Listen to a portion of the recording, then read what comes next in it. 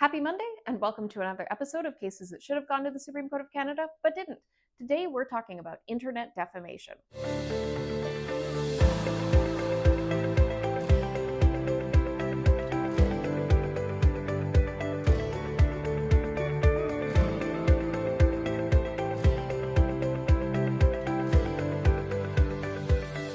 Cases that should have gone to the Supreme Court of Canada, but didn't.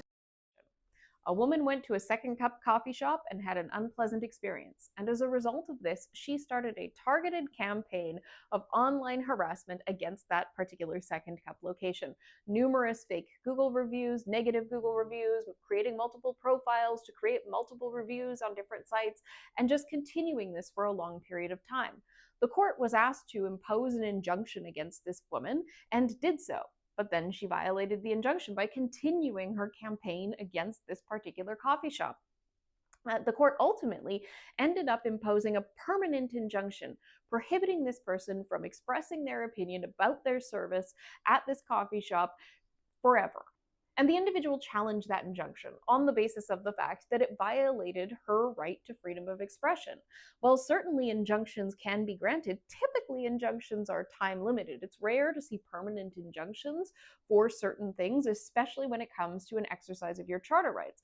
And while your charter protected right to freedom of expression isn't without its limits, and all charter rights are subject to reasonable limits as may be justified in a free and democratic society, and protecting people from online harassment and defamation is an obviously reasonable limit, a permanent injunction preventing somebody from sharing their experience does to some extent curtail speech. And it does to some extent curtail their right to express themselves. Even if this person doesn't necessarily continue the posting in the way that they did, they shouldn't be prevented from ever expressing their opinion again, particularly maybe if they go back to the location and have a future unpleasant experience, although given the circumstances, they're probably not returning.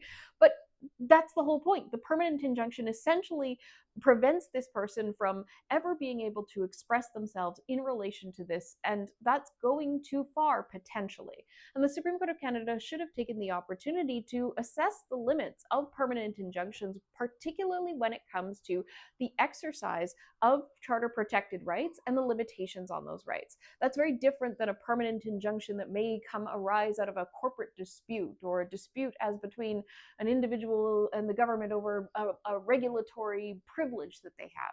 This is very different.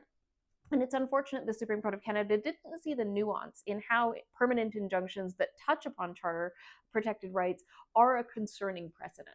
Hopefully the Supreme Court of Canada will have another opportunity to consider this in the future and make the decision to grant leave. Cases that should have gone to the Supreme Court of Canada, but didn't. Thank you for tuning in to another episode of Cases That Should Have Gone to the Supreme Court of Canada but Didn't. I'm Kyla Lee at Acumen Law Corporation. Please like, subscribe, and share with your friends.